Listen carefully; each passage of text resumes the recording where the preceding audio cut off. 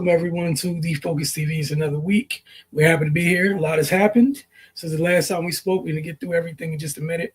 First off, just want to welcome Octavia Wyatt, Cardo Dudley Jr., Malik Miller, and I'm Wilson Tarpe Jr. Now, we're happy to get started this week.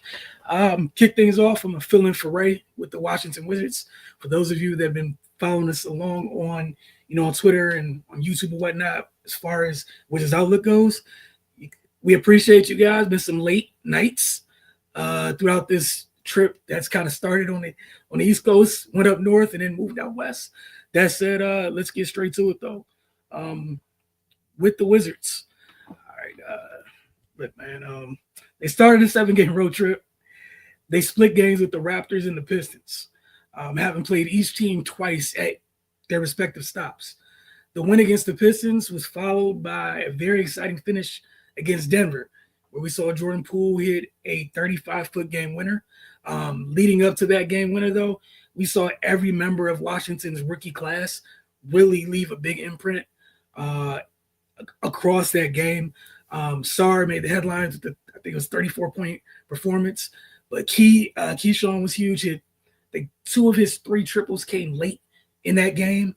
You had Bub just providing a calm that typically youngsters don't have late in the game as a primary ball handler at times. Got JP to get off the ball and get free a couple times. But yeah, it was a really good win. Unfortunately for them, which is the game that you guys are seeing right now, things did not go well Monday night for Washington at all. Regardless of who was in and out of the lineups, there's a few things that are kind of non-negotiable. One being which their defensive effort wasn't up to par last night. And we've seen them at times, especially, talk about the back-to-back wins. They had to play defense for stretches of those games. Last night, rarely, if at all, past couple matchups when they faced Portland, we saw Denny Avdia get hurt in the first quarter of that game back in D.C. Shaedon Sharpe went nuts in that game. Anthony Simons was he scored, but it wasn't efficient. That wasn't the case last night. Anthony Simons had a great time. He led Portland with 30 points. He was super efficient in doing so. Washington has one more game on this grueling road trip. They'll face Utah Wednesday night before returning home to face Orlando. After the Wizards Outlook breakdowns from those respective games, they're up on the channel. So head over there if you want to catch those their entirety. To hear what our team had to say as we do after every game. Just break down each game a little bit more in depth. For those of you who aren't too familiar with Wizards Outlook, we obviously some great conversation, but player of the game, X factor, things of that nature, typically what happens. So for those of you, if you haven't seen it, hopefully we see you Wednesday night. That said, with Washington, some fun notes that have notes or nuggets that have popped up during this trip. At 19 years, 323 days, Alex Sarr is now the youngest player in franchise history to record a 30-point game, surpassing one John Wall. Anytime you do anything in the Wizards is in recent history and you pass John, probably did something positive. It's probably pretty high up there. Keyshawn George and Bub Carrington are just the third duo in NBA history to both make 100 threes. So shout out to both of them for that. For the trio, that's Carrington, Sarr, and George. They're the first trio in NBA history, first rookies, to hit 80 triples in a season, which is absurd, and it is great to see them doing that. And looking forward to seeing how the rest of the season goes. If who knows, maybe it's possible all 3 of them end up in the 100 club, which would be great. More importantly, focus on them finishing the regular season off, hopefully with some more W's. Some injury news: Corey Kispert, Washington Wizards guard forward Corey Kispert, underwent a successful surgical procedure today in New York City to repair a ligament tear to his left thumb. The injury was sustained in the third quarter against the Denver Nuggets on March 15th. Corey's expected to make a full recovery and be ready for the start of next season. So that's where we are as far as the Wizards go. Hopefully we'll see you guys a couple more times this week. But you guys know it's March, and with March, the madness is officially about to begin. So Cardell, going to pass this along to you and get started. I know you spent a lot of time at Capital One this past weekend. Might as well moved in. Floor is yours. Yeah, that pretty much sums it up, man. But look, man, it all came to a head on Sunday. VCU in a memorable, intense A-10 championship game. Edge George Mason, 68-63 to punch their ticket to the big dance. Max Sugar, A-10 Player of the Year, scored 18 points. Joe Bamasil, who I'll talk about more late in a little bit, sealed the win with 2 free throws with a half second left. Bamasil, along with Jack Clark, who's named A-10 Tournament MVP, well, most outstanding player, scored 17 points for VCU. The record elevated to 28-6. Sugar also hit 8 and 9 from the line as the Rams overall as a team. They made 22 to 27 free throws in the game. Jalen Haynes led George Mason, first team All A-10 player, led George Mason with 17 points and 8 rebounds. Darius Maddox, who had outstanding tournament, had 12 points to go with 3 steals, and Zach Anderson and Braden O'Connor each added 10 points apiece. Look, man, VCU led by 8 at the break, 36-28, but George Mason got back-to-back 3-pointers from Jared Billups, A-10 defensive player of the year, and Woody Newton to cut the deficit for them to 2, 45-43, more than 12 minutes to play.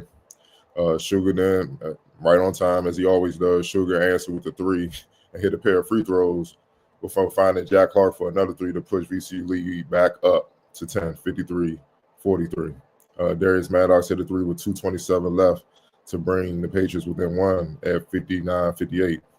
Next, Sugar knocked down a big, almost honestly deflating step back 3 with 1:59 left. Then Jalen Haynes made a layup with 39 seconds left.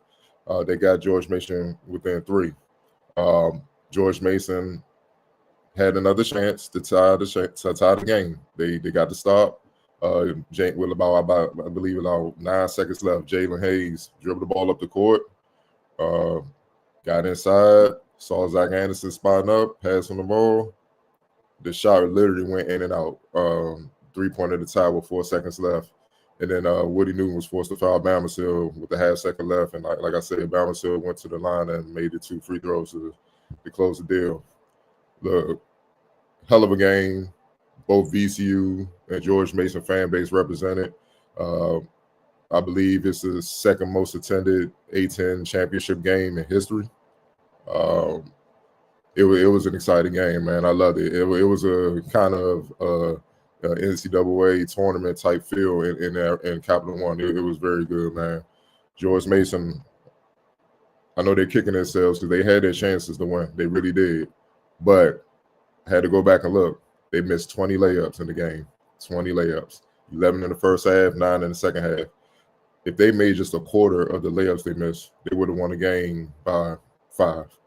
Oh, well, 4, because they lost by a few. They would have won the game. Just a quarter of their layups. They didn't even have to make half of them. The VCU's length, man. That's the, I hate to say it, as close as they are as a team, VCU's length and depth up front. Their athleticism up front is the edge that they kind of have over George Mason in both meetings. They alter a lot of shots, man, and their bigs are not like, they can't deal with Jalen Haynes' bulk, but they meet him up there. So even though he'll knock them back, when he looks to shoot, they're already up there waiting on him and stuff like that. And it bothered him at times, and it bothered the guards once they got in the paint. And between Jack Clark and Bamgoya and Furman, who are all about 6'9 plus, can jump, slender guys, they can switch on guards and guard on the perimeter.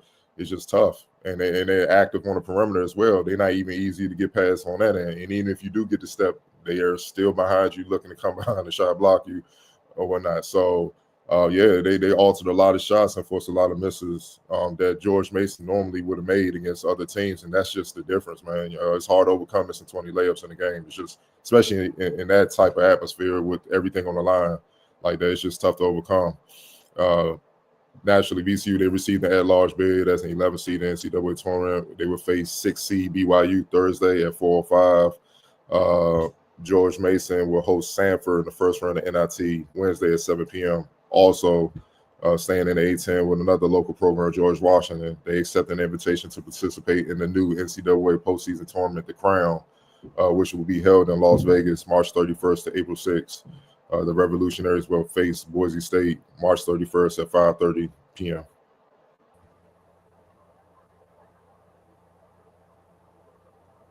Yeah, I'm still stuck on the quarter of the layups. That's tough. That's tough. Yeah, it's hard to overcome that, man. It's just they was in there. They was in there trying, and then obviously VCU had the edge on the free throw line, man. Like George Mason, they got him in a bonus. They had the opportunities. That turnovers were pretty much even, but it's just hard to overcome the layups. When you miss layups, that's like a turnover. It's just hard to overcome that because that's the most efficient shot of basketball. If you can't convert those, it gets tough, and then it gets in your head, and you worrying about the fouls and stuff. It's just a natural tendency to have a trickle down effect to other areas. So, nonetheless, man, hell of a game, hell of a finish, man. Honestly, to be real, both teams should have been tournament teams. If VCU's 11th, if it is an 11th seed, George Mason could have put him in the play-in there. You know what I'm saying? Because certain ACC school damn sure don't deserve to play. But we're gonna get to that later. Yeah, there's so much petty I have to take Octavia's words about how people act about teams being blue bloods, and if they aren't, and if they aren't, if they are, and if they aren't, let alone this Make-A-Wish type activity that just happened. It's crazy. It's a travesty, but let me go ahead and get this out the way first, real quick. Maryland women's basketball. Been telling you guys how it was for them to finishing up the regular season. We didn't know what was going to happen. They had almost 2 seasons. You had when they were whole, they got off to a hell of a start this year. Lost Bree McDaniel, huge cog in the machine for them, big piece. Kind of had to tread water a little bit to find what they look like post Bree McDaniel. Then Shy Sellers hit with the injury bug. Had a very poor showing in the Big Ten tournament, which they alluded to on Selection Sunday. Cheyenne was talking about, that Maryland has a chip on their shoulder. They didn't have a good taste in their mouth about how they performed in the Big Ten tournament, which is great to know. In this day and age, it's always self-awareness is always a beautiful thing when we can't get it and accountability and whatnot. So Maryland looks like they're locked in and ready to go. That said, go ahead and get this up on the screen. This was them finding out their seeding earlier this week. Well, Sunday night, rather. Again, top 16 seeds in the country. You find out you're hosting. I didn't know how they were going to treat Maryland because, a lot of things are subjective. Sometimes quad 1 wins matter. Sometimes quad wins don't matter. If you're North Carolina, no wins matter. But again, we're going to leave that alone. We're going to focus here. I was happy with the committee that Maryland got credit for having a tough strength of schedule. The Big Ten is a beast. It is what it is. And this was the first year where you saw those former Pac-12 teams enter the Big Ten, which only can boost a good conference, having those teams join. That said, those other non-conference schedule helped them quite a bit. The Terps found out, as we just saw, that they will be hosting this week. They'll host the number 13 seed Norfolk State in the first round Saturday in the Birmingham 2 region. The winner will take on the winner of number 5 Alabama and number 12 Green Bay Monday at the Xfinity Center. So for those of you who have an opportunity to get out and go pack Xfinity, man. It's always a fun time. Maryland getting the host each and every year. They deserve so. Hopefully they're able to come out and make a run. See what they can do with it. That said, I know I was sitting there in Cardell. The first thing that popped in my mind when I saw South Carolina pop up, I was like, oh, this is about to be Maryland's bracket. It's just, last couple of years, you just get used to it. You almost expect it, and I was not disappointed. Let me just say that. I was not disappointed in the least bit. Octavia, I see you nodding your head. Every year, I was like, are they ever going to get out of South Carolina's bracket? Like, I literally was watching, I was like, please don't. Of course, they're always in there, but I still got faith. But South Carolina's a little upset as well. So, definitely don't want to see an upset South Carolina. So they're beyond upset. 16 quad wins. You're not the number 1 overall one. It's a lot of upset teams. Yeah. We need some new blood in the committee room, some selection committee rooms. Some of these old guys need to retire, but we're gonna get to it. Yeah, all of them. But we're gonna take a quick look at these brackets, and honestly, I'm gonna put them up with you guys, and you guys we'll go around. You guys just want to know your honest thoughts on them. Then, we'll get around to, I'm sure, what would be a very eventful rapid fire and take it or leave it, because North Carolina, I'm just going to keep bringing it up because it's disgusting. I don't care. I'm sorry. It's going to keep bringing it up. Y'all better win a championship. If they put, that's the only way I'll let this go. They better win tonight. Man, don't eat. But, all right, let me go get these brackets. I tell you, I'm trying to do right. I really am. That's just reminded me. I don't know what time that game started. Oh my goodness, just nasty work all the way around. All right, so this is the men's bracket. 9:30. All right. We got the men's bracket. You guys see at the top the first four that are playing starting tonight, across tomorrow. Got North Carolina and San Diego State. Let's go San Diego State. I am proud of it. Y'all know my Twitter. Have at it. Mount St. Mary's and American. You got Texas and Xavier, Alabama State and St. Francis. Hey man, I guess we'll start up in this region right here with Auburn. You got Auburn at 1, Michigan State at 2. Michigan, Creighton, Louisville. A lot of Big East teams over there in that chunk. Malik, we'll start with you. Just your thoughts on this region. To start off with the seedings, I mean, the region is a strong region. Louisville, Creighton, Auburn, Michigan. Auburn's going to have to either run into Texas A&M or Michigan very soon. That's going to be a great matchup.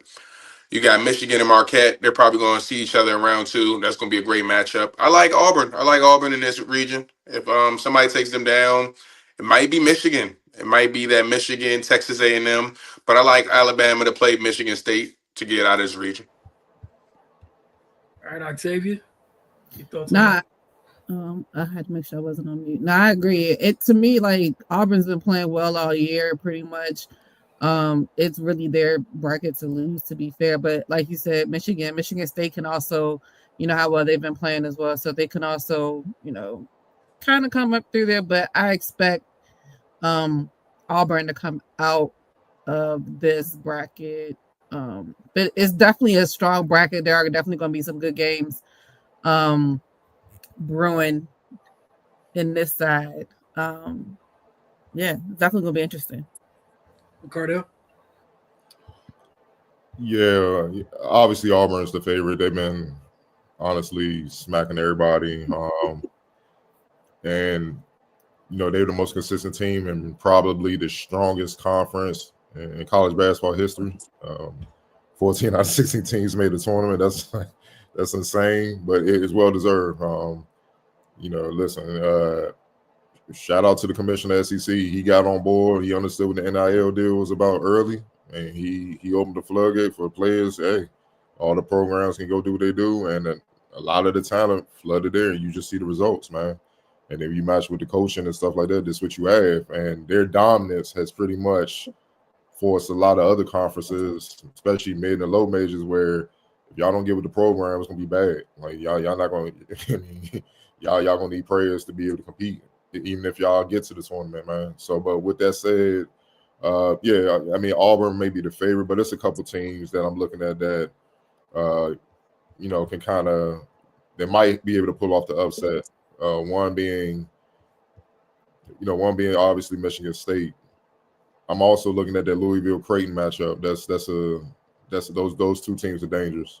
They got the guard play. They also got bigs that can get it done, especially Creighton with Ryan Kalkbrenner, All-American. The way he can stretch the floor, that could be a problem for Auburn. I know Johnny Broome is a monster. Don't get it twisted, but that's going to be a hell of a matchup between two possible first-round picks. You know what I mean? If they were to meet, if they were to beat Louisville. So that's something to definitely keep an eye on in the second round. Michigan with Danny Wolf, I expect them to handle business. Danny Wolf, the way he can play, make, rebound, score. He's just a matchup nightmare that UC San Diego have to deal with. Texas A&M, they're another sneaky team. They're a team that won't be intimidated, obviously, by Auburn if they get that far because, they've been dealing with them all season. They have the tools. They know how to play against them. And they have the guard play with Wade and all them that can make it happen, man. And, at this time of the year, the guard play is what matters most. If you don't have guard play, it's hard to advance. Michigan State, their defense, their guard play as well. The only thing with them where their bigs consistently bring it, and that's something we are waiting to see. But obviously, Auburn should be the favorite in this region. We'll stay on the same side of the bracket, move down a region. All right, moving down one. Florida's the 1 seed here. St. John's, the 2 seed. You got some heat in this bracket right here. Yeah. Man, heat. All right. You got Florida, St. John's, Arkansas, Kansas in here, Texas Tech, Missouri, Maryland, Memphis, UConn, Oklahoma. Heat in this bracket right here. Cardell, we'll work our way back, so we'll start with you, and then we'll go Octavian and Malik. Yeah, I'm not even sure Florida is the favorite. You know, they're the 1 seed. And let me just start with this. Look, Norfolk State, I understand the MEAC isn't the strongest of conferences, but Norfolk State over the last 5-10 years have dominated that conference. They won multiple, conference championships. They deserve to have a higher, big. Come on now, like 16th every year. Like, come on now. They deserve to have a higher seeding where they not honestly just looked at as roadkill, because that's what the committee is. All right, you won that week conference. Hey, go up against the number 1 seed, get them up out of there. Hey, you got to dance a little bit. Congratulations. They got to stop that. They got to start watching these games and rewarding teams for what they've done throughout the year and how they dominated. You know what I'm saying? Because Norfolk State has beaten a couple other tournament teams. So the committee, like I said, we need some new blood, man. I hate to do the age thing, man, but you can just tell they're not watching, man. They sleep, hurting. Like, you need some young blood that's up watching these late games and understanding what's going on, so you can make sound decisions on who deserve what. But with that being said, Florida is dangerous, but I'm not sure they're the favorite, because, like, I think Maryland can give them issues. Hurley's crazy. I don't know what he got up his sleeve in the tournament. Now he can go crazy. You know what I'm saying? They healthy. They got a few games under their belt, in the tournament, in the Big East tournament, whatnot, to get as kind of healthy, because they were banged up throughout the year. This is the healthiest they've ever been. I wouldn't be shocked if they go on a run. Memphis won that conference tournament. Penny's on fire. They're dangerous. They got a lot of vets and the upperclassmen that have been in college for a few years. They're the season that's ready to go. And honestly, that St. John's is St. John's. We already know. Like, that's what I'm saying. People going to say Florida, but I'm not sure if they meet St. John's, they could be St. John's, especially if St. John's defends like they're capable of defending and they hit shots. And they got an All-American, R.J. Lewis. You know what I mean? So that's stuff. But then Kansas, they got, the guard play, they're a little wounded because they got a couple guys that's been out for the season. But again, you have an experienced Hunter Dickinson that can lead the way. And if you don't have a big that can match up with him, he can dominate and win that game by himself. So, yeah, this region is hell. It's going to be tough. I'm not really sure who the favorite is. If you had to pull my arm and make a choice, I'm rolling with St. John's because of the coaching and defense travels. And they're ferocious on defense. And fine, they've had stretches where it's hard for them to score, but you're not scoring on them. And they can guard anything and everything. They got guys that can play any style against any team. For them, it's just a matter of their offense is clicking enough. And if they score enough points, they're going to be tough to put out. Yeah, crazy bracket. Crazy region up here. I'll tell you. Yeah, it's definitely a crazy region. Like you said, from like just listening to since the bracket has been announced, a lot of people are kind of thinking that people are saying that, Florida's the favorite to win it all. As we know, they've been playing well, but they definitely, got a lot of things that they got to go through in this bracket. Like you stated, we know UConn hasn't played their best this year, but Dan Early is still Dan Early, and they're defending champions for a reason. I'm very proud of Maryland, even though I hate the way that their tournament ended for the Big Ten tournament. They've been playing very, very solid as long as their starters can continue to play well. Freshman of the year, Derek Queen had an amazing year as well. Him and Julian Reese. They can definitely make some noise in this. Like you said, Penny coming off of their conference tournament win in Memphis. We know he is. But then also, like you said, like St. John's, like coaching is always going to be, top tier and always needed. And we know the type of coach they have. I think they said this is like his 4th or 5th team that he's led to, the conference, to NCAA tournament. Like you can't really replicate having good coaching like that. And also, like Cardell said, defense travels. So anytime that you can lock in, especially in a one and done tournament, it's definitely going to help them out. So this is definitely probably one of the tougher ones. One of the tougher regions. I'm definitely interested to see how this shakes out, especially because I'm biased towards Maryland. But I'll just be honest with that. Hopefully they're able to get through it, and possibly really give because like you said, UConn could come out. Who knows? But it's gonna be crazy. So just interested to see what happens. Malik. To add on to what everyone's already said, the firepower over here is ridiculous. Before even getting into the teams playing each other, I just want to add on to the point that if you're a conference champion and there are 64 teams in this bracket, you should not be receiving the lowest possible game. Like Norfolk State should not be the 16. There are 14 teams in the SEC that made the tournament.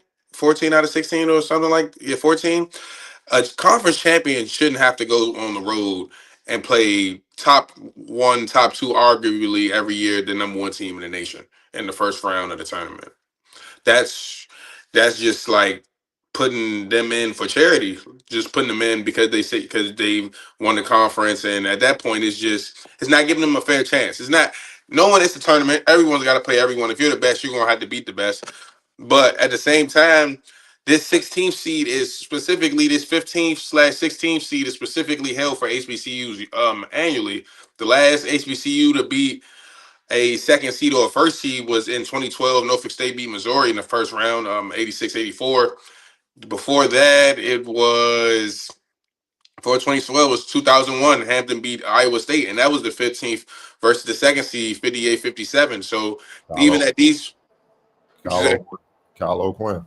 Yeah, like even at these points of just giving these teams that deserve to be in the tournament more than teams that don't deserve to be in tournament opportunity to say, okay, they won 25 to 30 games in a year. They should be able to get that respect, play teams, just to have a respectful way of bringing them into the tournament, to show them that y'all deserve to be here like everybody else. But that's playing forward in the first round. I'm not a betting guy, but the spread is probably like 30 points, something along those lines. But definitely like a team that's trying to play to get in or having won more than 2 quad 1 games should have to play a game like that. um, back to the bracket at play. Back to the side of the bracket that we're talking. I love Rick Pitino. I love St. John's. The more they win, the hotter they're going to get. More to win, the more confidence they get.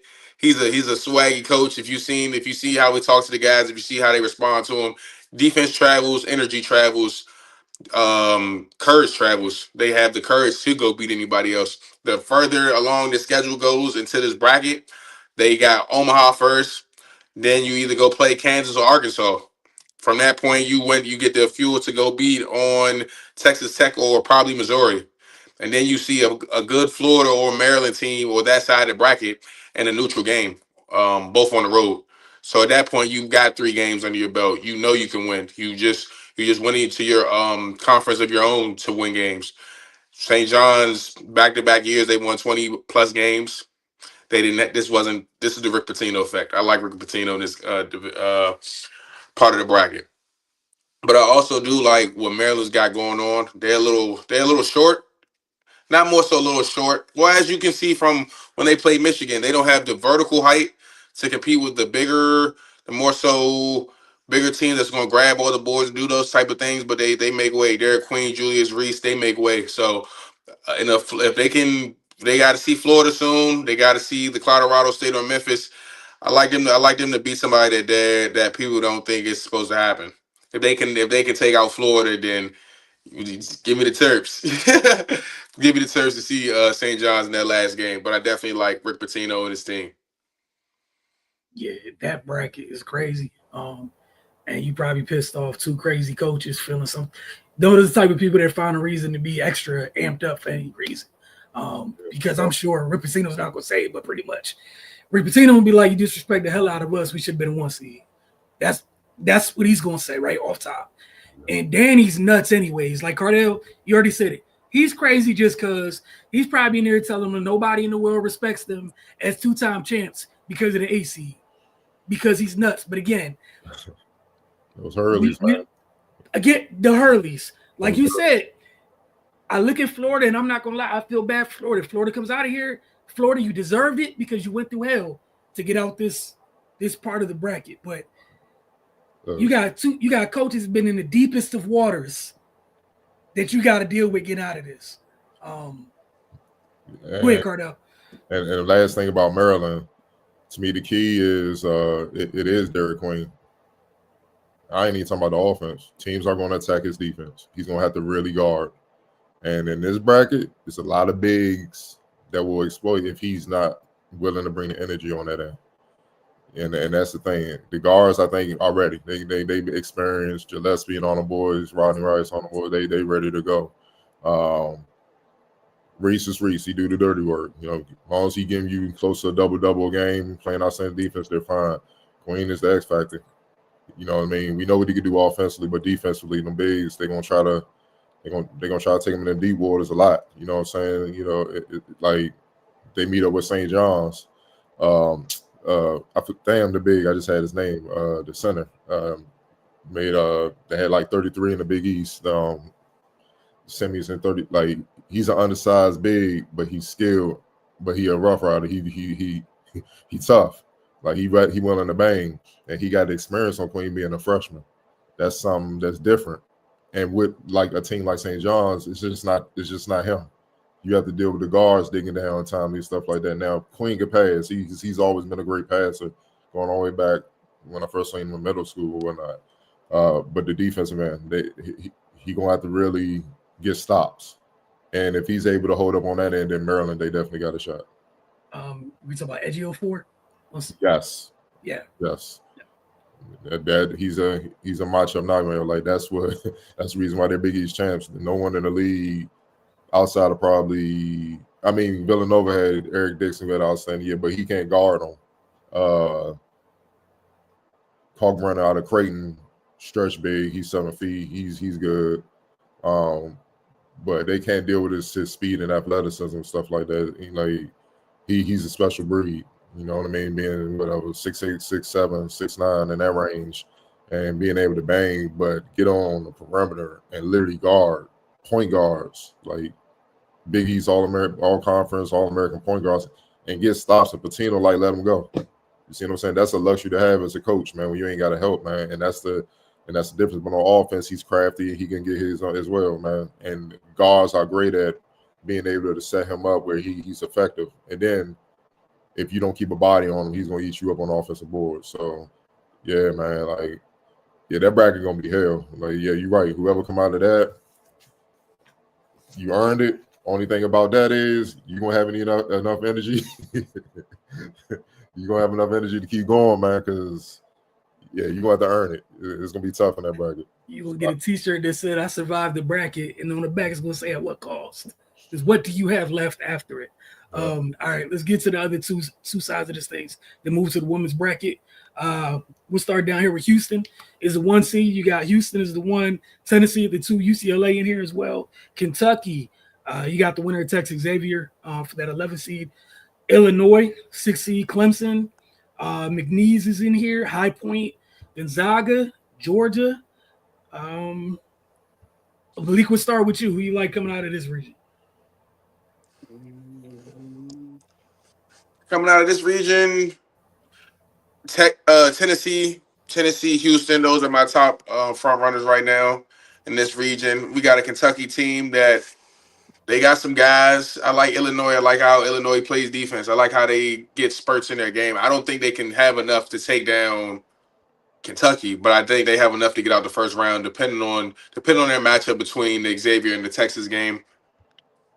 Tennessee, yeah, I just like the energy Tennessee has. They have some vets They got a vet guard in the front court. They got a guy. They got guys in the back court. I think Tennessee has enough in this bracket to where it's not. I don't think a Cinderella team comes out of this bracket.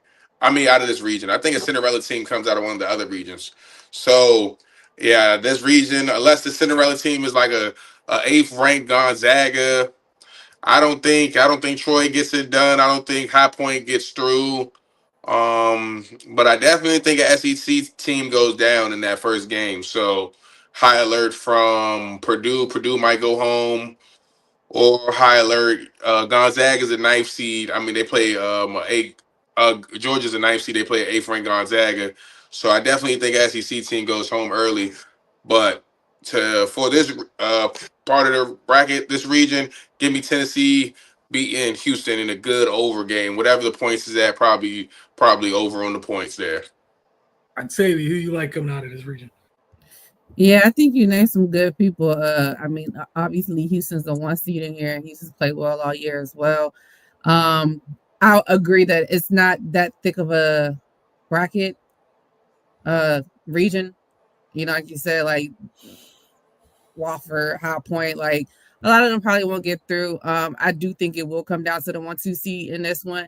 And I mean, I don't know. It could go either way. I think both teams have played well this year. Tennessee definitely has the capability of knocking off Houston. So I think this is probably one of the brackets, one of the regions within the bracket. I keep saying bracket. Where you'll probably see, you know, most of the games go chalk. And I can see Houston and Tennessee being at the end. And I mean, I think it just comes down to who wants it more. Cardell, your thoughts on this region?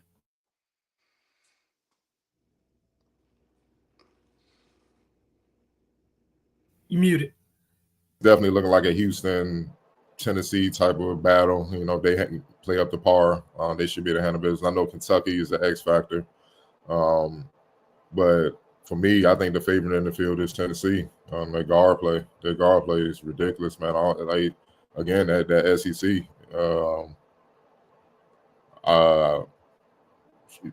Look, man, Chaz Lanier, Sakai Zeigler, Jordan Gainey, Egon Milicic Jr., 6'10" kid that can do it inside and out. Felix Akbar.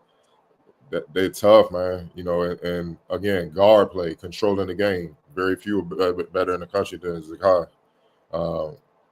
He nearly averages, like, for every turnover is like 2 or 3 assists, man. He's averaging 7.3 assists for the season, man. But he's a demon on defense, man. He averages almost 2 steals. So the problem with Houston, they always got dogs on the defensive end. Like they just like a python. They just choke the hell out you where you can't roam and can't do anything. That's what they do. The problem with them is, can they score enough? Well, Tennessee can do both. And they're battle tested, and they got the guard play that won't be rattled by the pressure that Houston provides. Now, inside, it might get a little iffy with the bigs that Tennessee has, because Tennessee got similar to VCU, they don't really have the bulk. They got guys that are lean and athletic and stuff like that, which you know, helps, but they're going to have to be tough if they get that far, which they should get that far, honestly, on the battle Houston, man. But, yeah, man, I'm kind of giving Tennessee the edge in this. I just like their guard play. Zeigler and them boys, man. And also Chaz Lanier. You can't sleep on him. He's a sniper. Leading scorer, 17.7 points a game, but 40% from deep.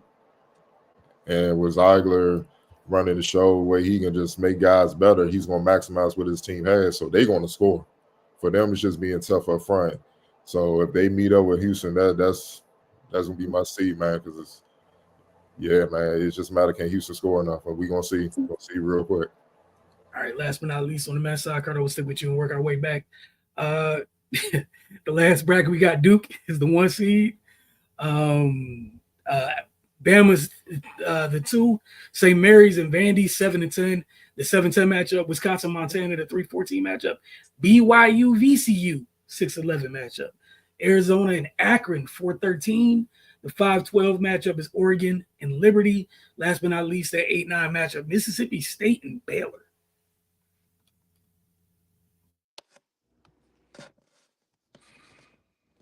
No, let's keep it at 100. It depends on if Cooper Flag plays or not. With that ankle injury, we're going to see. I believe obviously they should be able to get through the first 2 rounds with him getting some rest. And it's a matter of decision. Like, are you gonna come back and play, or are you just gonna look towards the lead? You know what I mean? And that's the X factor. Also with their youth, they're very young, and then they're hurting as well. Malik Brown separated shoulder. They're deaf, man. So that puts a lot of pressure on Malik, on all those guys inside that have to deliver and whatnot. And the youngest gonna have to grow up fast. Like, they're gonna have to play well beyond their years. And it's tougher in this day and age, in a sense, with the NCAA tournament because guys are so much older. You know what I mean? You got 5, 6, 7-year players. Guys in their mid-20s literally playing, and that's just different. I don't care how talented you are as a freshman. That's still a different animal, man. But if Cooper comes back and he's close to anywhere 100%, 80, 85, Duke is the team to beat, obviously, in this bracket by far. All right. Octavia, your thoughts on this bracket? What is this part of Sorry, I was watching this playing game. I got a little real. Yeah, I mean, it's really Duke's. Like let's be real. Like, it's gonna go off the ankle of Cooper Flag. They held him out, of course, of the rest of the ACC tournament. They were able to win without him. And there, of course, are back and forth discrepancies about if he should play in the first game. I personally think he should at least get his feet wet. Him being a rookie, being a freshman. Granted, I'm sure he's played in a lot of big games, but he's never played in March Madness. And so, yeah, they do kind of have a young team. I'm looking at Arizona as well. Arizona has, they have the fortitude to be able to do it as well. But to be honest, like, I really think Duke should be able to get out of this bracket. Alabama, of course, has a good opportunity as well. But if Duke plays the way that they've been playing pretty much all year, and Cooper Flag is as close to 100% as he can get, I don't see why they wouldn't be able to come out. Last but not least, Malik, to close things on the men's side of the bracket. Absolutely. I'm going to go different here. I'm just going to talk if Cooper Flag doesn't play. If he doesn't play, give me Arizona and Alabama in that last game to get out the region. I think Alabama got some very light bump on their side. Arizona is going to match up with Oregon. They're either going to match up with Baylor or Duke. They beat Baylor twice already this year, double digits in both games, I believe. Caleb Love, honestly, veteran in the tournament, veteran in college basketball. I want to say this is his last year of eligibility. He shouldn't have anymore. So yeah, if it's gonna be a dark horse, if it's gonna be a team that has that story, Caleb Love definitely has that ability to get it done when the lights are the biggest, when the stage is the brightest. Alabama, Arizona, I like Alabama with some points here. All right, I think everybody's agreeing. If the presumptive number one pick this year's NBA draft does not play, that's what we're looking at. Who's going to come out? If he does in fact play 100%, as they say, chalk. All right, on to the women's side of things, because we will not do any part of March Madness and leave anybody out. All right, for the women's side of things, the first four, we got High Point taking on William and Mary.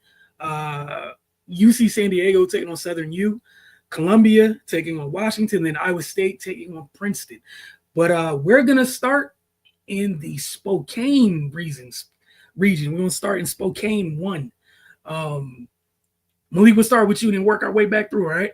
So in this one, we got UCLA, the number one seed, which, again, controversies, discussions, all that good stuff, the funnest of things. Then, and that's in the 116. You got Richmond and Georgia Tech in the 8-9, Ole Miss and Ball State in the 5-12. The 4-13 matchup, you got Baylor and Grand Canyon. Grand Canyon's 32-2 this season. Florida State in the 5-11 matchup with George Mason, the George Mason woman. 3-14, you got LSU San Diego State. 7-10 matchup on that side.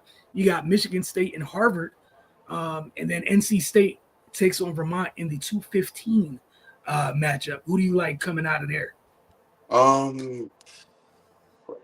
like LSU to win some games. I like LSU to go see you at UCLA in the Sweet 16. And I like LSU to make something happen. I'm gonna go with the women's bracket. I'm not gonna go with the obvious, what everyone loves, but I'm gonna say I love LSU. I love LSU to beat UCLA down the line, Sweet 16. All right, Octavia out of Spokane 1. Who do you have coming out? I mean, I'm gonna be honest. To me, it's easy. It's UCLA. LSU definitely has an opportunity. We got to see how the injuries are gonna shake out with Flau'jae as well as Anissa Morrow. Selection Sunday, they both were in a boot. So I mean, Flau'jae didn't play at all in the SEC tournament, and then Anissa Morrow got hurt during it. And those are their engines. Let's be real. So they definitely have the opportunity to do it. I don't know anybody that can really deal with Lauren Betts the way she's played this year. I can see also NC State, because NC State definitely has the heart behind it too, is our James. And they've had a really good season as well. So I could definitely see them coming out of their little side of the bracket and possibly matching up with LSU if LSU is able to come out as well. But at the end of the day, I can't see anybody really testing UCLA too much. Of course, it's March Madness. You never know. But UCLA, I don't see much happening to them in this bracket, in this region. Cardell. UCLA. We saw it up close and personal. Yeah, you better pray for injuries. It ain't nothing you can do with Lauren Betts. And plus, they're big, man. Like, they got 8 players, 6'1" and 6'7". They throw bodies at you. They're going to control the boards. They got excellent guard play, especially with Kiki Rice and Gabriella Jacques. I mean, you just got to hope they off. London Jones, she's shooting 35% from deep. Like, it's not sweet at all. And whatever they missing, Lauren Betts just cleaning it up and going to work. Sometimes it just is what it is, man. Come and play hard, do the best you can, and you might catch them on an off night, and then that gives you a shot. If they on their game, it's a foregone conclusion. And I'm not even that type. I'm on there like, man, let's go. Optimistic as they come, but we saw it up close and personal when they came to Maryland, and it can get bad. It can get real bad.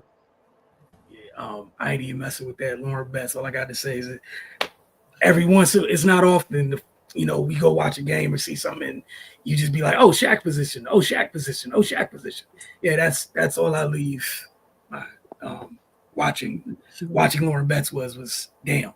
All right, we're going to move on. Carter, we'll stick with you. Very interesting. I guess this is kind of like the men's side of things. I don't know. We'll figure out if any of these regions have the men's side of things going on, where there is a bracket of death. Well, we'll go to Spokane 4, right? We got USC is the 1 seed, 116 matchup, USC, UNC Greensboro. 8-9, California, Mississippi State. 5-12 is Kansas State and Fairfield. 4-13 matchup is Kentucky and Liberty. 6-11 matchup is Iowa and Murray State. 3-14 is Oklahoma and FGCU. 7-10 is Oklahoma State, South Dakota State. 2-15 matchup is UConn and Arkansas State.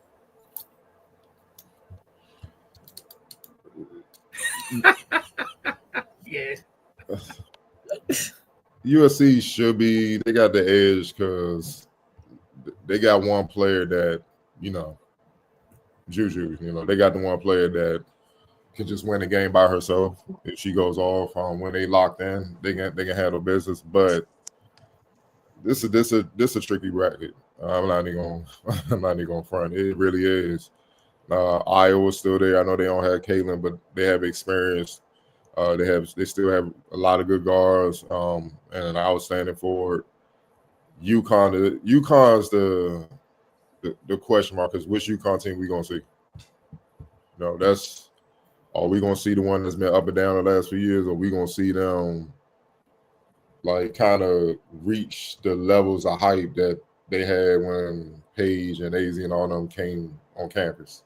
Are we gonna see them reach that? You know what I mean? If they reach that, then they got a shot.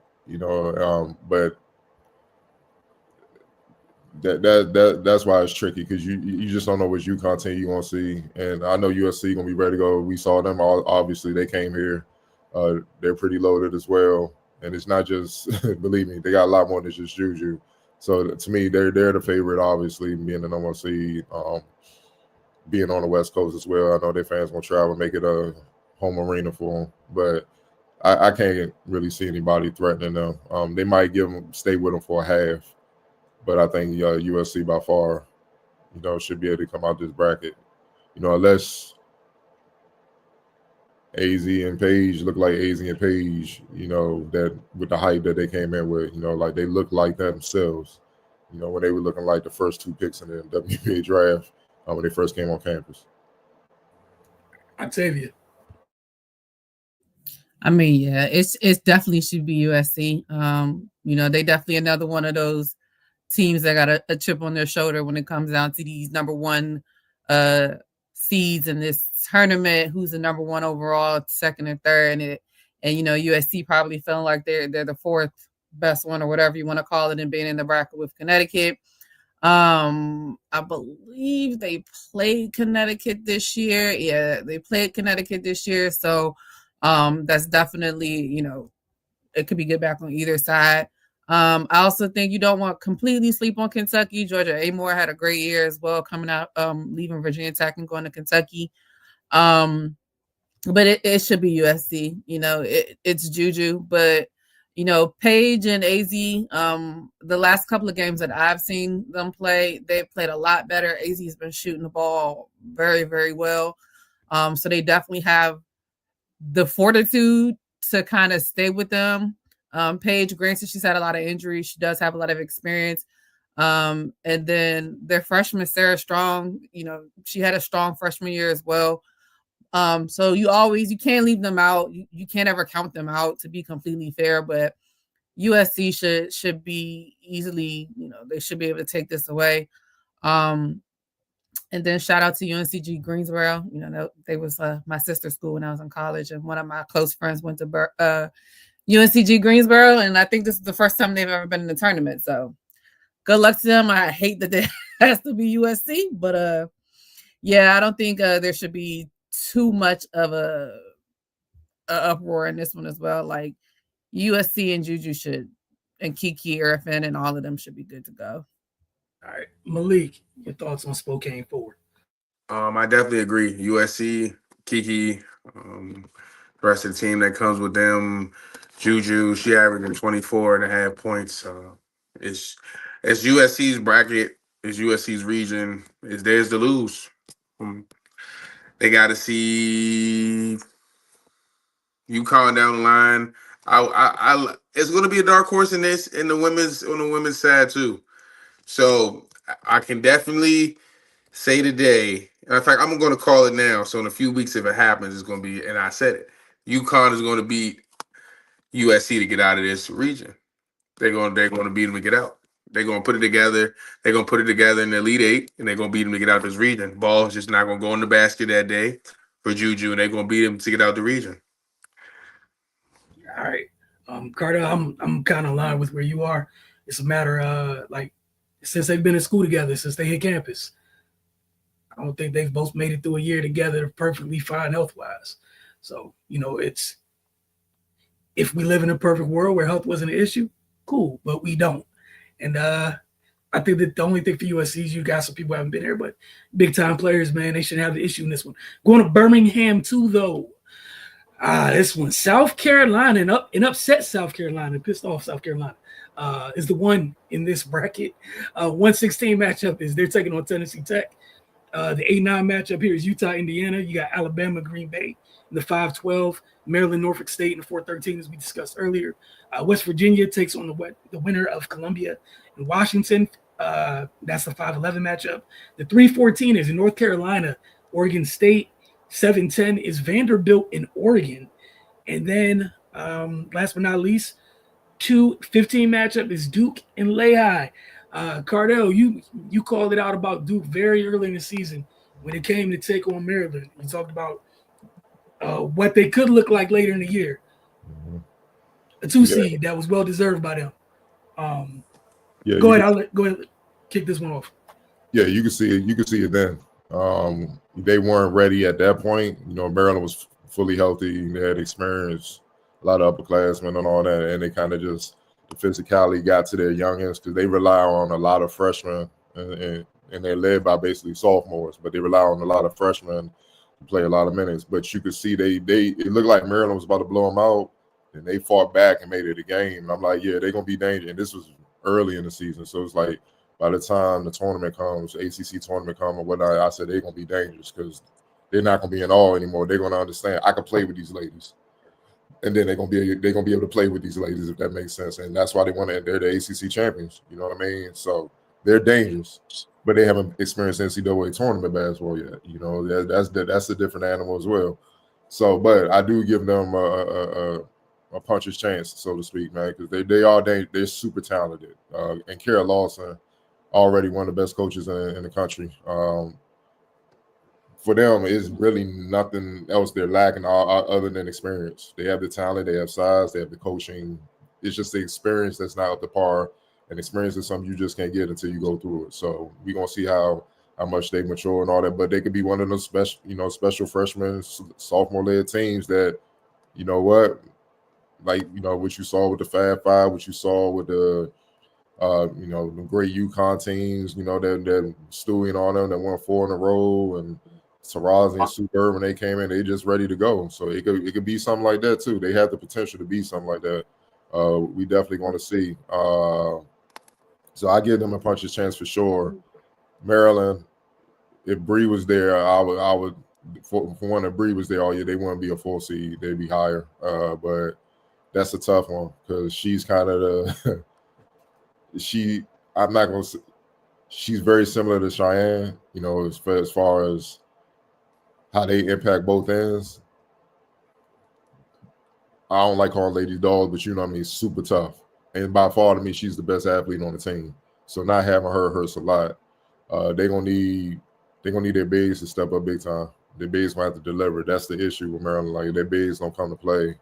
The Berry and all them, they don't come to play. It's tough. You know what I mean? Then that makes them a shooting team.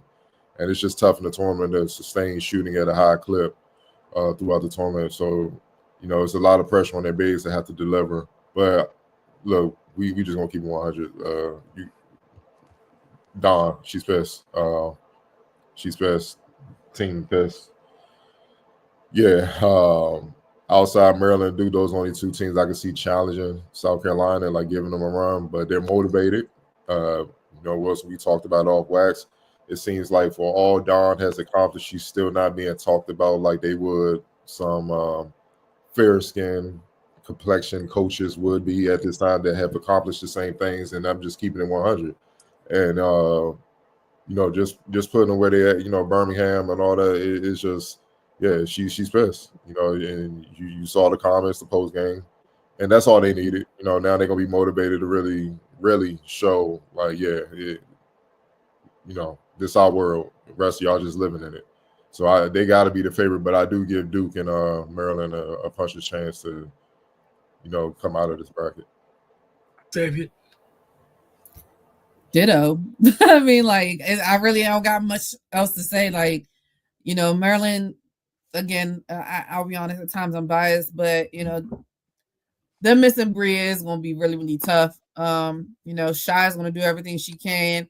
I think Smichael is going to do everything they can, but a lot of times they foul too much too. So at times, when any of them kind of get stuff going, whether it be Christina Dowsey or whether it be Smichael or whatever, they tend to foul, and it takes them out of their rhythm anyway. Then they have to come with people like DeBerry and Mia McLean and everything, not saying that they're not good, but they're not, the focal point of the team. So if they can keep their hands to themselves and play good defense, they always have a chance. They're going to need Shy, of course, to be on both sides of the ball, both ends of the court. And they're definitely going to need Michael to score like she scored early on in the year. Tibiasu as well. She grew on me this year as well. She has to, she spells Cheyenne from always having to bring the ball up, kind of let Cheyenne be able to roam around a little bit. So again, they have a chance. It just so happens that they always end up in South Carolina's region. I will say at least they're not going against like 7-footers. I mean, granted, they have 7-footers, but I'm talking about the Camila Cardozas that literally just annihilated them in years in the past.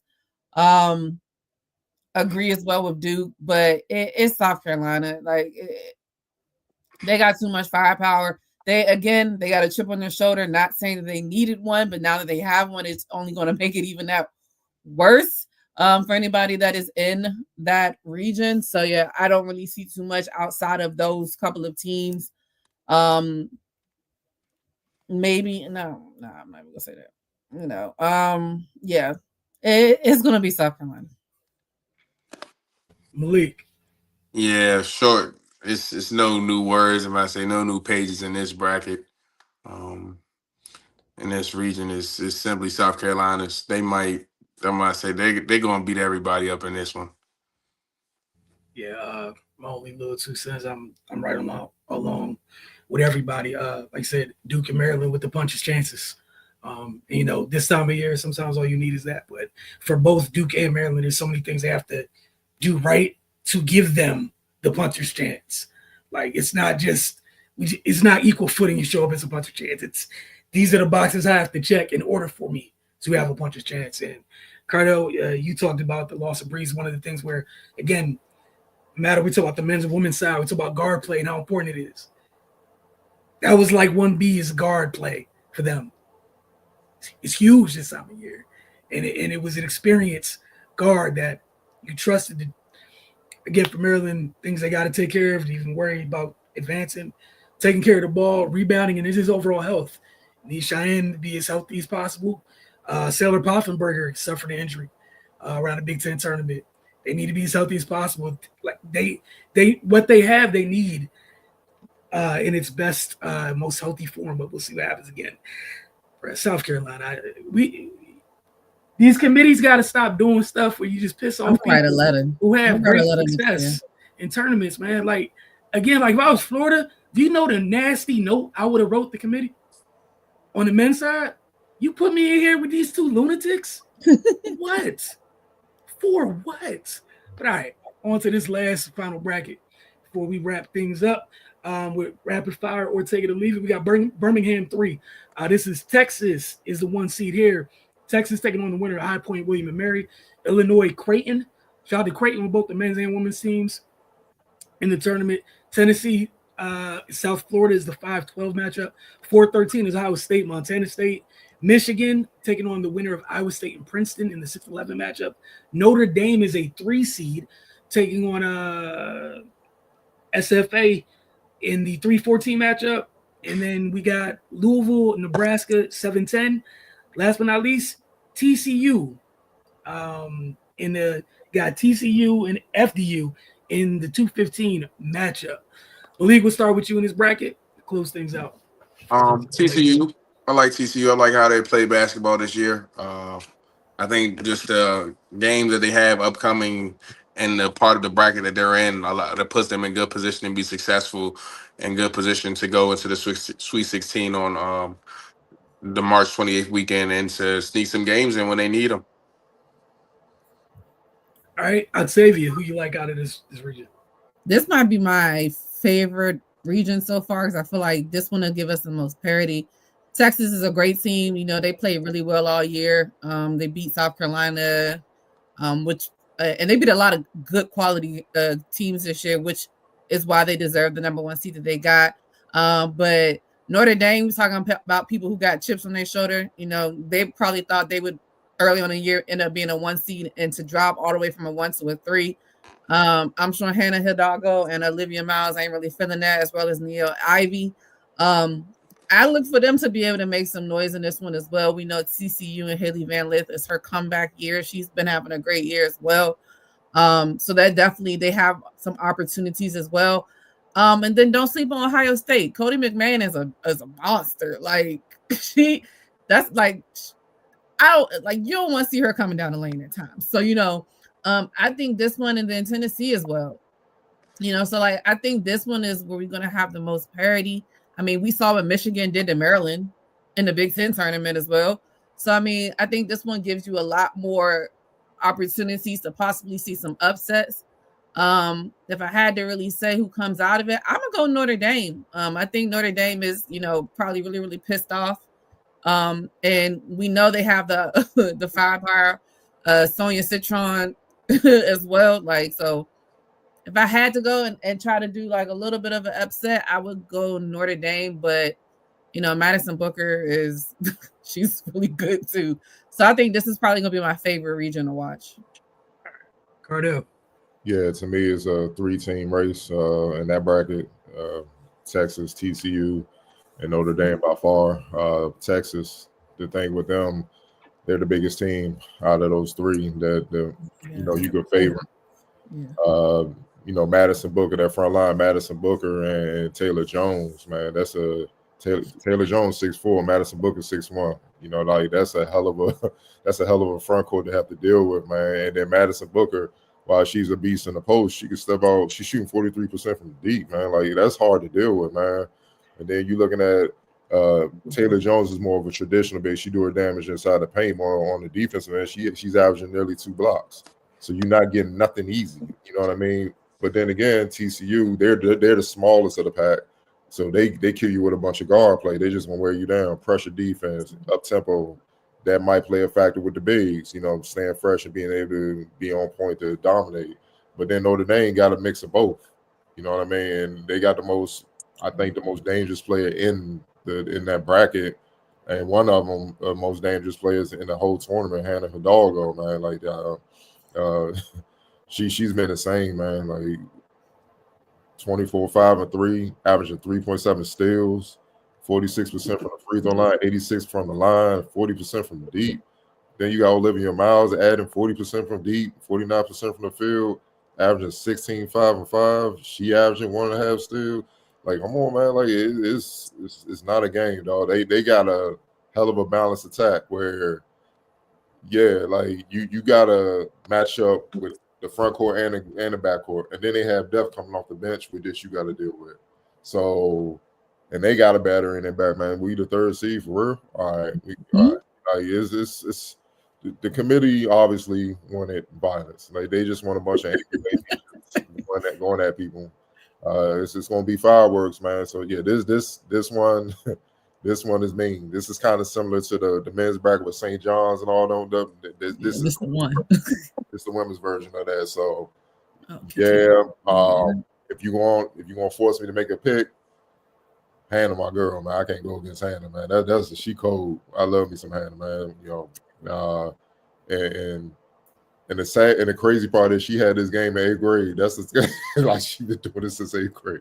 Like she's cold with her. Like, I think she should go to the W early. I think she's that good. You know what I mean? You know, so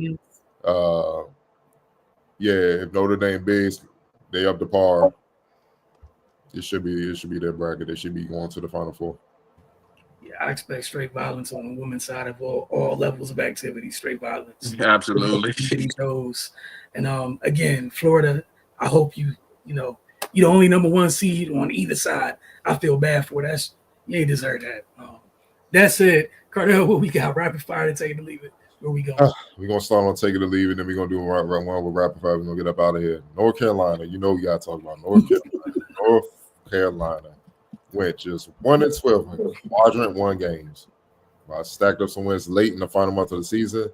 None of his 8 victories since February 15th had come against a team ranked in the top 65. Again, top 65 of the NCAA's net ranking. Clearly, North Carolina was the last team to get in the tournament. Even with that resume, got to make note that North Carolina's athletic director, Bubba Cunningham, is also the chairman of the NCAA tournament selection committee. They spoke about it after they made the tournament, said he left the room, but no one's buying that crap.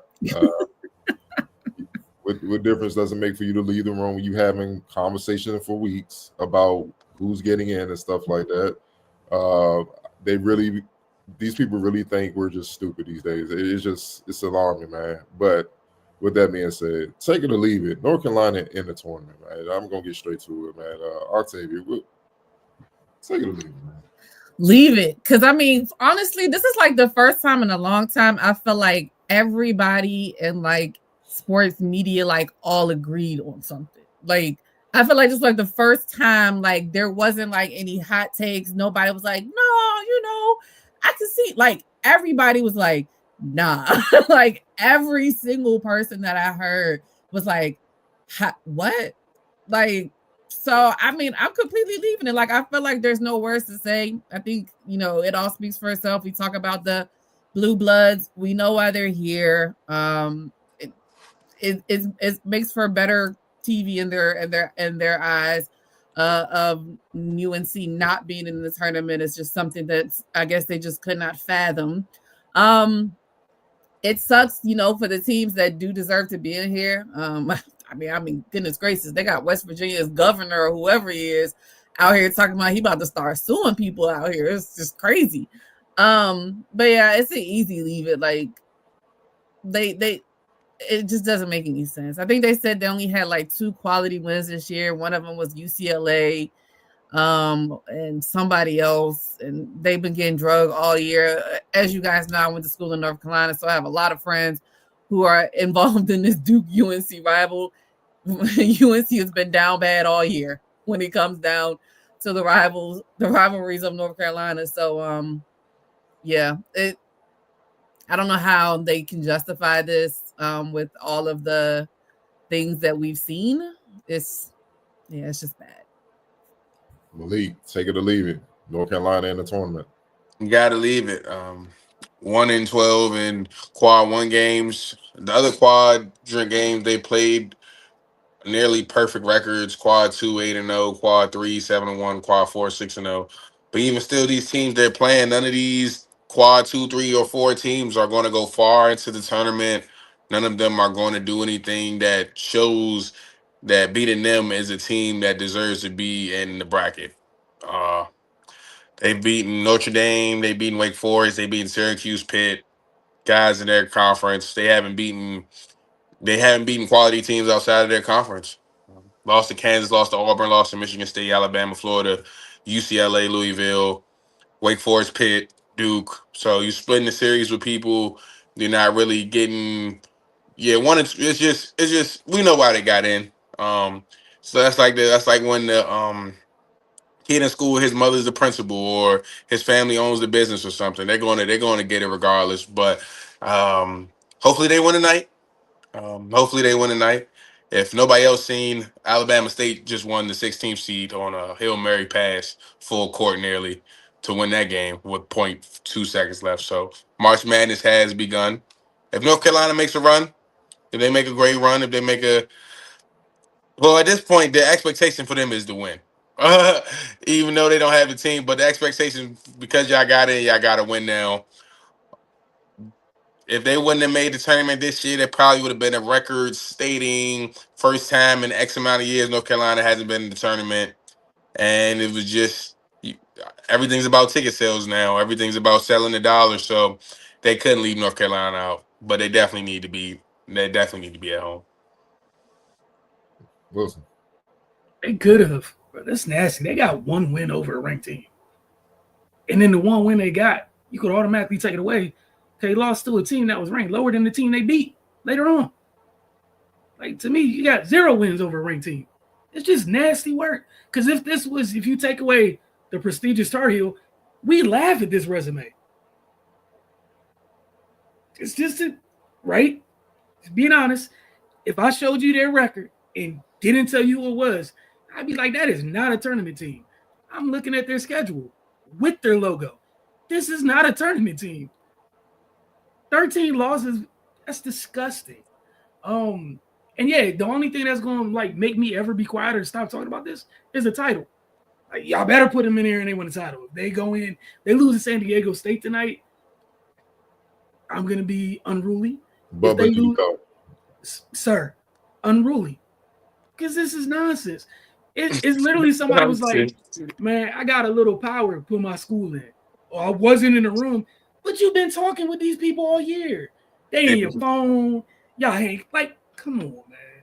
This is just disgusting. And honestly, you know how they love to do like third-party stuff when it's time to hire people? Go give me a third-party committee. I don't want anybody. I just want people Your job is to actually watch the games. I know that sounds crazy, but all year, I don't even want you to know the players' names. I'm cool with that. Watch the games. I want as impartial as possible, because that way, if you don't know what the stupid logo is, you wouldn't have any feelings towards putting them in here. But this is not a tournament resume. They ranked higher than the conference champion. They got to play a Florida Auburn team. They get like you talk about West Virginia wants to sue George Mason. Why? Yeah. Like, come on, man. That's who should have been in. George Mason should have been that they should have North Carolina spot. But I know they didn't even watch the games because Bubba worried about his bonuses. So and his mans did him a solid. Like, it's this because think about it. What are you telling these coaches and these players? What are they fighting for? How you get 26 wins and don't get in the tournament? And I'm not just saying that because I cover the A10 and stuff like that. Because believe me, if Mason didn't deserve to be in, they didn't deserve to be in. But they earned that, and they pushed the 11th seed to the brink. So if they push the 11th seed to the brink, they can't at least get a player to make the tournament. Oh, North Carolina, North Carolina. 11 opportunities to play teams that aren't in the tournament. They won one time. They only beat one tournament team. And they have 4 losses to teams that didn't even get in. Come on, man. Like I get it, man. Bubba owe his boys in the selection committee a lot of dinners because they held him down. They got him his bonuses, man. He got real friends. They need to eat free for a while, bro. They held him down, man. Those are some great guys. But North Carolina. Come on, man. You gotta leave that, man. It's just discouraging because, like I said, what are you playing for? You trying to get to that big dance and stuff, and it's just insane. You winning games. It's hard to win a conference. It's hard. One bad game is a wrap. So that's supposed to erase everything you did for the last few months. Like, come on, man. It's just this. Like I said, it need to be a change. And I'm with you, Wilson. I would love to see a new committee come in. Get some retired coaches that have no strong affiliation. Get some retired coaches that know the game, they can watch and have them vote. Like Tom Crean. See what I'm saying? Somebody like those type of guys, there's plenty of them, Jim Calhoun, have them vote. Because they ain't got I ain't got no horse in the race. I'm gonna keep calling a spade a spade. They need to be in. Have them vote. These athletic directors working for the school. You can't have that, man. That's just a terrible conflict of interest, man. And I know Bubba ain't up watching these teams. I know he's not. So I'm not trying to. You can't sell me on that. Like, I need to see Bubba 2 in the morning watching the Gonzaga and all them. Like, watch those West Coast teams. I need to see proof of that. And I know he's not doing that because he looked shell shocked when they was grilling him after the North Carolina selection. Man, like it's so bad. I wasn't even thinking about North Carolina when they started announcing the teams. I was just like, let me see what we're getting in. Last team, North Carolina. What? How this happened? Then it come out Bubba. Come on, man. Bubba, man. He famous now. I give him that he famous, but definitely leave it. It was just disgraceful. All right, last 2 seconds before you go on. Just because people love metrics, right? There's the strength of record, right? For them, 38th in the country. You do not give somebody with a 38th strength of record bonus points and brownie points and help. They didn't even try to play anybody. And then lost to the people they were scheduled to play. My bad. Good. Yeah, man. Rapid fire. We're going one question. We're gonna get up out of here. On the NBA side, man, it's been raining in Philly, and now it's a full blast typhoon, man. 76ers have ruled star wing Paul George is out for the rest of the season. George received injections in his left adductor muscle and left knee on Monday and elected to shut down their star player. The recovery from the injection is expected to take 6 weeks. The injury ends a disappointing season for both George and the Sixers. After joining the franchise in the offseason, George struggled to stay healthy and looked like a shell of himself when he was on the floor. In 41 games this season, George has averaged 16.2 points, his lowest total since the 14-15 season when he missed most of the campaign due to injury. As a whole, the Sixers are 23-44, 5 games out of the play-in tournament. Malik, your thoughts on Paul George not only being out for the season, but what's your thoughts on this whole Philadelphia. And Paul George's experience, man. Yeah.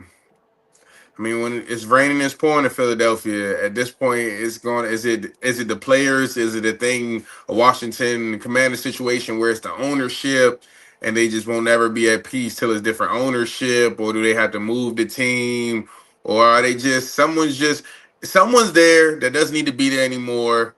That needs to, and it's not the head coach. You know, they head coaches normally take the blame for a lot of things. They get moved in, moved out. People are paid. Paul George got paid. Joel Embiid is not playing basketball. He's super paid. So it's somebody's in the organization that doesn't need to be there. It's a disappointing year. A lot of people remember Paul George for his Indiana Pacer days. These are not those days. Philadelphia just gotta. Are they trying to win a championship? Are they just trying to stay relevant? Are they trying to sell tickets in Philadelphia? It really just depends on what they're trying to do here. They might be throwing the hood over everybody's head because it's going to be trash anyway. So if we can get the best player if we can get the best players off the floor, then maybe the media won't blame it on so much. It's still the players. They'll figure out. They'll just say it's the guys that's available to play. So. Philadelphia got a lot of things to figure out. San Antonio does too. A few teams do. So just hope they figure it out. Artificial intelligence is the blame. Octavian. Yeah, I got so much petty things to say about the Philadelphia 76ers. Number one, this is what they get for not congratulating the Philadelphia Eagles for winning the Super Bowl because Josh Harris is a hater because he owns the Commanders and decided not to wish us good luck in our game. So that's one. Secondly, I don't know why Paul George decided to come out and be like, I'm gonna wear 8 like Kobe. He from have several seats, sir. And the person that needs to go is Daryl Morey. I don't know why Daryl Morey's out here passing out $200 million contracts to people who can't stay healthy. Now, Tyrese Maxey, he's probably the only one of the 3 that really deserved it. Granted, I know Joel Embiid is trust the process and all this other nonsense. Process has been going on for a very long time. I'm sure somebody in the Clippers organization is smiling because they're like, I told you Paul George wasn't worth this amount of money. Here we are. I'm not surprised. It's the Philadelphia 76ers at this point. I don't even know what to say. I mean, like, shout out to Quentin Grimes. He doing everything he can. I mean, my man dropped 46 yesterday playing with, they almost won the game. I forgot who they playing, Houston. And they still came back. They still let Houston come back and win. He dropped 46 on an L. That's tough. So I don't know why we thought anything less was going to happen this year. Everybody thought when Paul George got signed, like, oh, this is the team. They're building this team to stop Boston. Boston wouldn't even think about them. They're so far removed from whatever Philadelphia has going on.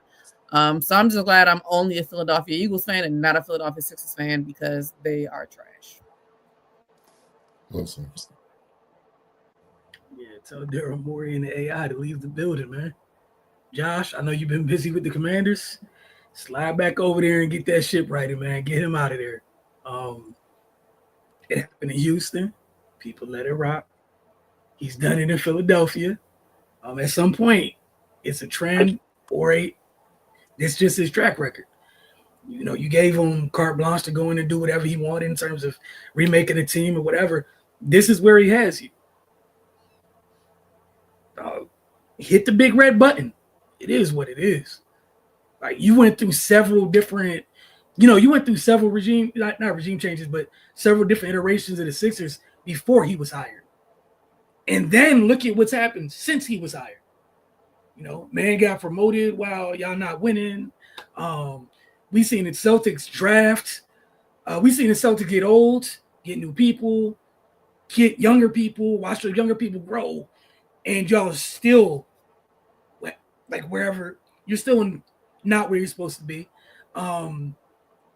Your best players don't play. Just call it what it is. Your best players don't play. So what in fact are you doing? I mean, I don't know if you're paying these people whatever their price is, the going rate for their services, and they're never available. What are we doing here?